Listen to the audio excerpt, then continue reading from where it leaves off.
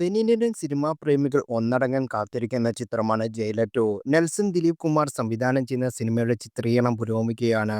ആദ്യ ഭാഗം വലിയ വിജയമായതുകൊണ്ട് തന്നെ ആരാധകർക്ക് ഈ സിനിമയ്ക്ക് മേൽ വലിയ പ്രതീക്ഷ തന്നെയുണ്ട്. ഇപ്പോഴത്തെ സിനിമയുടെ ബമ്പൻ അപ്ഡേറ്റ് ആണ് പുറത്തു വരുന്നത്.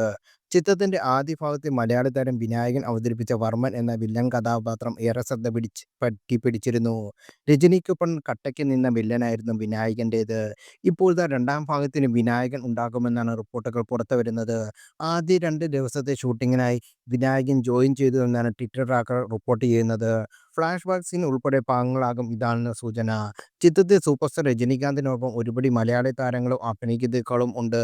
സുരാജ് വെഞ്ഞാറമൂട്, കോട്ടയം നസീർ, അന്ന രേഷ്മരാജൻ, ബെന്നി തട്ടിൽ, സുനിൽ സുഗേത, സുജിത് ശങ്കർ തുടങ്ങിയവർക്കൊപ്പം ആദ്യ ഭാഗത്തിലെ മാത്യു എന്ന കഥാപാത്രമായി മോഹൻലാലും സിനിമയിലെത്തും.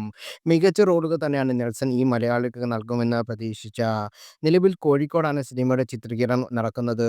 അതേസമയം രജനികാന്ത് കോഴിക്കോട് ഷെഡ്യൂളിലെ തന്റെ ഭാഗങ്ങൾ പൂർത്തിയാക്കി തിരിച്ചുപോയി. ഈ വർഷം ജനുവരിയിലായിരുന്നു ഒരു പ്രൊമോ വീഡിയോയ്ക്കൊപ്പം ജയിലർ 2 ഔദ്യോഗികമായി പ്രഖ്യാപിച്ചത്. പിന്നാലെ മാർച്ചിൽ ചിത്രീകരണവും ആരംഭിച്ചു. അനിരുദ്ധാണ് ചിത്രത്തിൽ രണ്ടാം ഭാഗത്തിലും സംഗീത സംവിധാനം ഒരുക്കുന്നത്. സൺ പിക്ചേഴ്സിന്റെ ബാനറിലെ കലാനിധിമാരാണ് സിനിമയുടെ നിർമ്മാണം. ചിത്രം അടുത്ത വർഷം തിയേറ്ററിലെത്തും.